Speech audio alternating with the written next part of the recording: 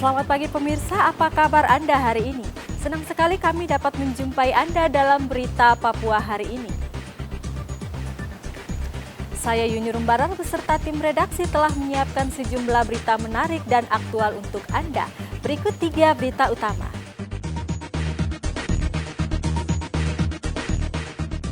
Tabrak bus milik Perum Damri Mimika, seorang ASN ditangkap polisi. Merespon keluhan warga di pedalaman yang kesulitan mengurus KTP dan kartu keluarga, Disduk Capil tempuh perjalanan 5 jam layani warga di 2 distrik di Mimika. Satgas COVID-19 Merauke mengizinkan sejumlah sekolah belajar tatap muka.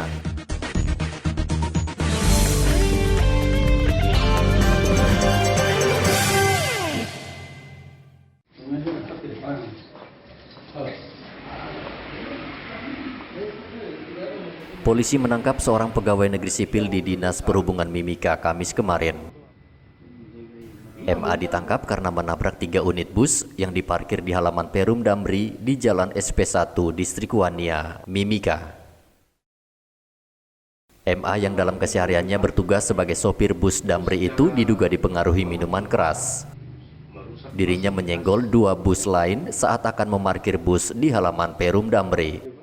Pelaku tersebut adalah pegawai Perum Damri itu sendiri.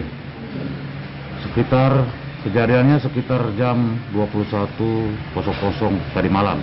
Tetapi tadi sekitar jam setengah 10, jam 9.30 pagi dilapor di Polsek Miru, sehingga kami pergi merespon sekaligus mengambil pelaku atas nama Melkianus Air tersebut. Untuk pelaku sementara kita sudah amankan di rutan Polsek Mimika Baru.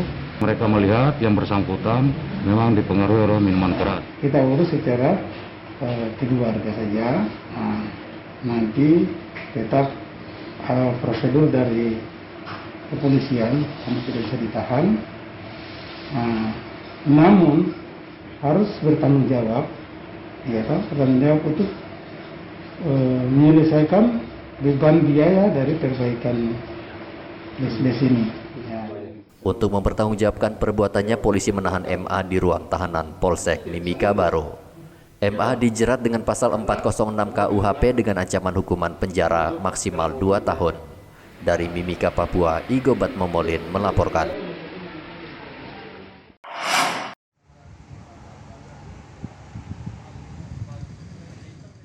Dalam 1 bulan terakhir, Polres Merauke menangani puluhan kasus pencurian dengan modus pelakunya menggunakan kendaraan sewaan setiap kali beraksi. Kendaraan sewaan kerap kali digunakan penyewa untuk mengangkut hewan ternak curian.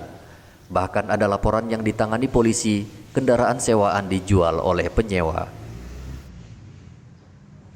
Kabag Humas Polres Merauke AKP Arifin meminta pemilik mobil sewaan meminta jaminan sebelum menyewakan kendaraan. Berkaitan dengan maraknya kasus penipuan dan penggelapan kendaraan bermodal, khususnya roda 4. Untuk itu kami menghimbau kepada pemilik kendaraan roda 4 atau rental agar selektif di dalam memberikan pinjaman kendaraan kepada si peminjam. 2. Harus kenal baik dan ada jaminan berupa KTP daripada peminjam mobil tersebut. Waspada kendaraan roda 4 Anda karena dikhawatirkan dijadikan sarana atau untuk melakukan suatu tindak pidana. Sementara itu, salah satu pemilik mobil sewaan, Yanto, mengaku setiap kendaraan yang disewa wajib menyertakan KTP dan jaminan melihat maraknya kasus kriminal yang menggunakan mobil sewaan. Vaksin, sama apa lagi? Biasa KTP kita minta. Apa? KTP. Terus jaminannya apa Pak? Nggak ada? Nggak ada. Nah kalau ada uang mukanya nggak? Kadang ya mereka sendiri kesadaran, kadang mereka bayar. Oh gitu. Nah biar kalau umpamanya pakai 4 hari, 5 hari tanpa uang muka nggak dikasih juga? Kita tergantung sih, kalau kita kenal baik ya nggak apa-apa, nggak masalah. Intinya dari kita, anjuran dari pihak lantas sendiri, tanpa punya SIM ya kita tidak boleh ngasih. Oh gitu. Polres Merauke sejak September lalu telah menangani 20 kasus kriminal yang dilaporkan pemilik kendaraan sewaan. Warga juga diminta waspada dalam membeli mobil bekas dari penjual tanpa menyertakan surat kepemilikan kendaraan yang sah. Muhammad Ridwan melaporkan dari Merauke, Papua.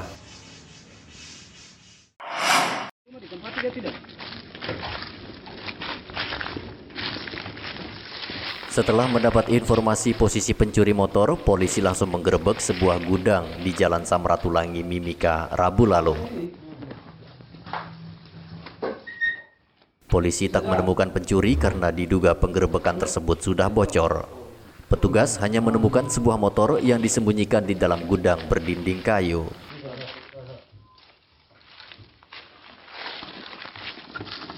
Polisi kemudian mengangkut motor tersebut ke Mapolsek Mimika Baru.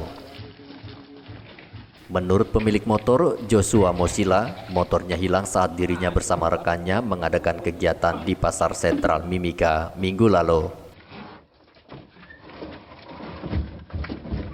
Sudah 3 hari yang lalu, hari Sabtu, di Pasar Baru.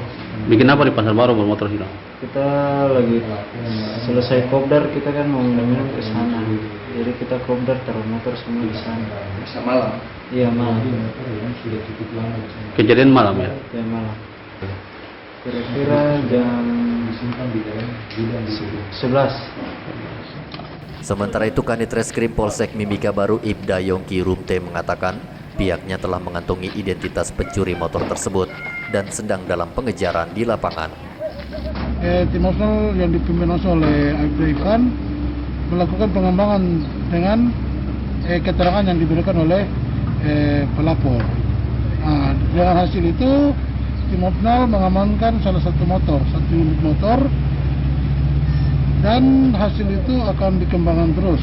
Jadi untuk sesuai dengan hasil pengembangan, tim Opsnal tetap melakukan pengejaran, pencarian terhadap para pelaku ceramah tersebut. Kasus pencurian kendaraan roda 2 di Mimika meningkat selama pandemi COVID-19.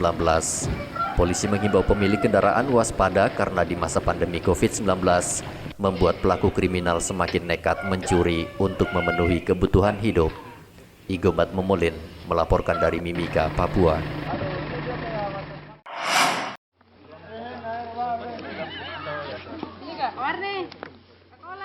Kondisi geografis Mimika yang sangat luas dan tak ada infrastruktur pendukung seperti jalan darat tak membuat semangat pegawai Disduk Capil Mimika hilang menemui warga di distrik Agimuga dan distrik Mimika Timur.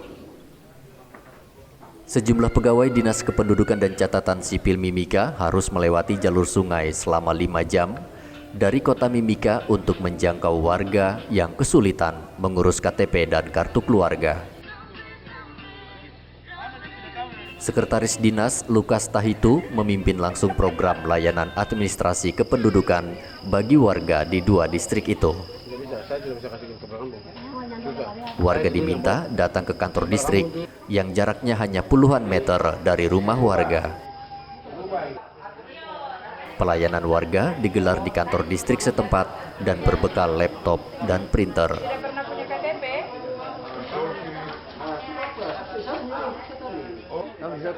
Meski tak menerapkan protokol kesehatan karena sebagian besar warga yang datang tidak pakai masker, pegawai terus mendata warga di 2 distrik. Sangat-sangat membantu, dan ini yang kami tunggu-tunggu karena masyarakat saya banyak yang belum memiliki, ada yang sudah namun ada yang rusak, terus ada yang sudah hilang, sehingga untuk kedatangan ini mewakili masyarakat dan saya pribadi saya sangat terima dan terima kasih. Jadi untuk kedepannya juga kalau boleh perjalanan dinas seperti ini harus dilakukan 1 tahun 1 kali kah untuk mempermudah kami punya masyarakat yang ada di kampung. Karena kesulitan ini sudah dari tahun yang sudah berlalu. Dengan adanya Capil yang sudah ke sini pada hari ini, saya bersyukur.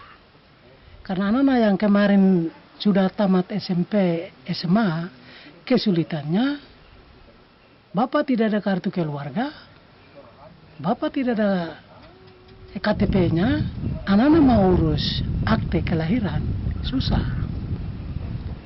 Jadi saya bersyukur Bapak kedatangan Bapak orang ini baru hari ini baru terjadi dan saya senang. Sekretaris Disduk Capil Mimika Lukas Tahitu mengatakan, layanan yang diberi selain KTP, yaitu kartu keluarga dan kartu identitas anak. Kami datang ke sini untuk melaksanakan perekaman kartu keluarga, kartu tanda penduduk, akte kelahiran, dan kartu identitas anak bagi masyarakat yang ada di desa, di Kampung Hotia, Distrik Mimika Timur Jauh. Kenapa harus kami datang? Karena untuk mau merekam ini, administrasi kependudukan KTP ini kan Bapak dan Ibu terlalu jauh ke Kabupaten Mimika. Sehingga kami lewat program kami datang, kami dari kampung ke kampung untuk melaksanakan kegiatan perekaman bagi Bapak dan Ibu. Seluruh persyaratan itu bisa digunakan warga untuk menerima bantuan dari pemerintah pusat, daerah, maupun mengurus BPJS. Pekan depan, Disduk Capil Mimika juga akan memberi layanan bagi warga di distrik Mimika Barat. Igobat Momolin melaporkan dari Mimika, Papua.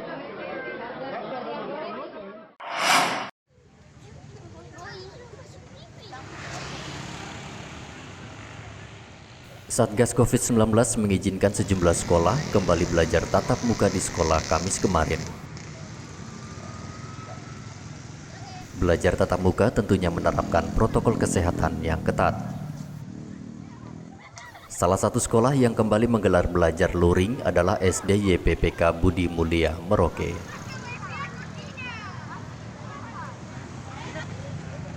Sebelum masuk ke sekolah, siswa yang datang wajib diukur suhu tubuhnya di pintu gerbang sekolah. Setelah itu, siswa diwajibkan mencuci tangan di tempat cuci tangan yang disiapkan sekolah. Siswa juga wajib memakai masker.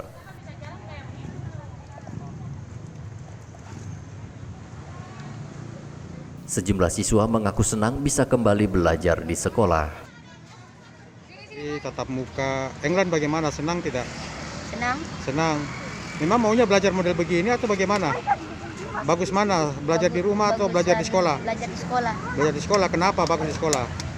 Kangen sama guru-guru. Oh, kangen sama guru-guru. Sama teman-teman enggak? Teman-teman juga. England senang ya. Senang sekolah, senang belajar di rumah apa di sekolah? Di sekolah. Di sekolah. Kenapa senang di sekolah? Beda dengan di rumah. Oh, kalau di rumah kenapa? Ada teman. Tidak ada teman. Iya. Kalau di sekolah kenapa? Banyak teman. Banyak teman ya. Jadi suka kalau sekolah sekarang ya. Sementara itu pelaksana tugas Kepala Sekolah SD YPPK Budi Mulia, Paulina Fahfu mengatakan, durasi belajar siswa dikurangi dari 5 jam menjadi 90 menit.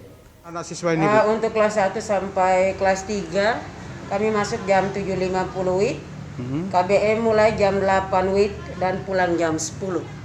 Sedangkan untuk kelas 4 sampai kelas 6 tiba di sekolah pukul 7.20, KBM mulai pukul 7.30 WIB dan pulang jam 10.30. Biasanya standarnya itu 30, tapi karena COVID maka sesuai dengan aturan COVID kami harus kurangi.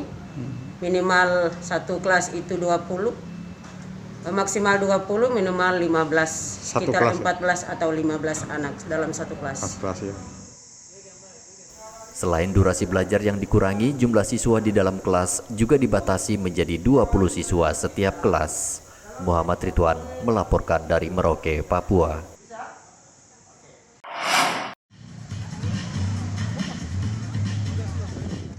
Mencegah penyebaran COVID-19 dan menghimbau warga agar disiplin dalam menerapkan protokol kesehatan, sejumlah tenaga kesehatan di Merauke membagikan ribuan masker untuk pengendara. Pengendara yang melintas di Jalan Lingkar Brawijaya Merauke mendapat masker dari tenaga kesehatan. Tenaga kesehatan menemukan puluhan pengendara tidak pakai masker saat berkendara. Kepala Dinas Kesehatan Merauke Dr. Neville Muskita mengatakan, pembagian masker ini digelar dalam rangka Hari Kesehatan sehingga pihaknya terus menghimbau warga dan pengendara disiplin dalam menerapkan protokol kesehatan. Kita mengingatkan kembali masyarakat akan pentingnya disiplin terkait dengan protokol kesehatan dalam rangka pencegahan COVID-19.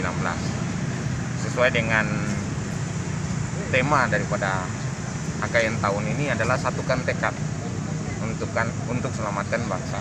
Ya. Jadi mari saya mengajak seluruh komponen masyarakat dimanapun mereka berada untuk senantiasa disiplin dalam mentaati protokol kesehatan. Neville juga meminta tenaga kesehatan di Merauke tetap semangat dalam bekerja melawan COVID-19 hingga nanti vaksin COVID-19 ditemukan. Muhammad Ridwan melaporkan dari Merauke, Papua. Bagus.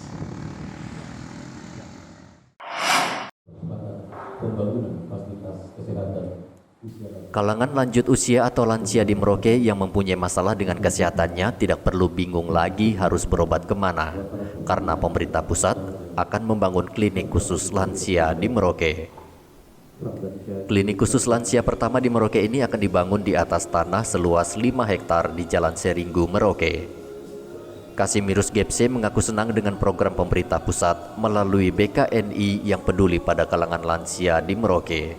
Jadi kami sangat respon tujuan program Bapak itu untuk mengatasi,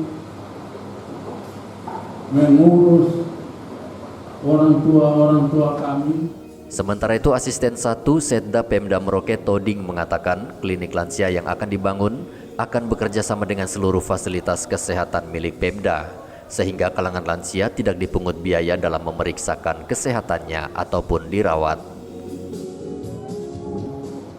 Faskes, fasilitas kesehatan, khususnya berbasis ekologis, ya, di mana usia lanjut nanti bisa menikmati. Tetapi di dalam animasi yang beberapa menit saya melihat, luar biasa sebetulnya program ini. Kalau ini dilaksanakan pembangunannya di Kabupaten Merauke. Kapan rencana pembangunannya nih? Dari mulai kita launching 2019, awal Oktober kita melakukan menabung gong untuk seluruh Indonesia. Dengan semua proses pertama kita adalah mensurvei kabupaten-kabupaten yang sudah siap. Kabupatennya sudah siap, habis itu lahannya yang sudah siap, persyaratan prosedur dari pemerintahan sudah siap, tokoh masyarakat semua sudah siap, baru kita melakukan verifikasi. Baru alhamdulillah saat sekarang di Kabupaten Merauke ini ada terpilih dan sesuai dengan prosedur dari pemerintah setempat maupun juga tim pencari lahan. Sejak 2019, Badan Ketahanan Nasional dan Internasional telah membangun klinik khusus lansia di 60 kabupaten dengan total klinik sebanyak 135. Muhammad Ridwan melaporkan dari Merauke, Papua.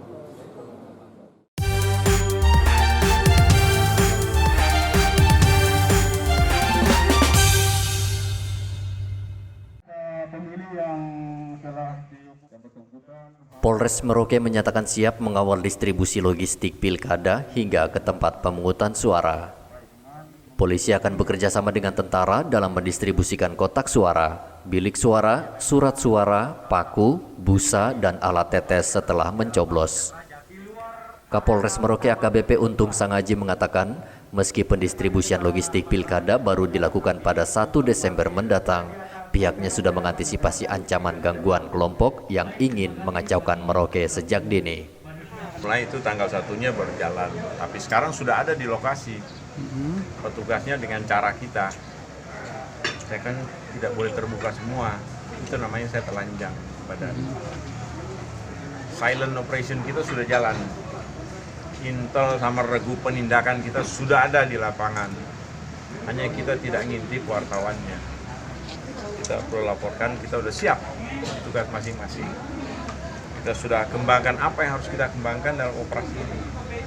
Pasukannya sudah ready, persatuan dari TNI Polri itu sudah ada. Dia sudah tahu di mana nanti dia akan berdiri, apa yang harus dia lakukan, apa yang dia bawa, dia bagaimana dan berbuat apa dia sudah tahu. Polres Merauke menyiapkan 300 personel untuk mengamankan seluruh tahapan pilkada serentak. Sebanyak 489 TPS akan dijaga polisi yang nantinya dibantu oleh tentara. Polisi juga mengantisipasi protes massa usai penghitungan suara di tingkat TPS, distrik, bahkan di kantor KPU Merauke. KPU Merauke bersama 10 kabupaten lain di Papua masuk dalam 224 kabupaten di Indonesia yang akan menggelar pesta demokrasi 5 tahunan itu. Muhammad Ridwan melaporkan dari Merauke, Papua.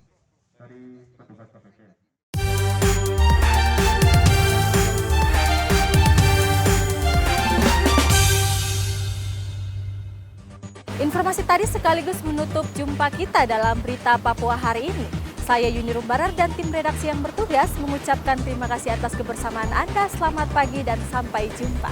Wanyambe.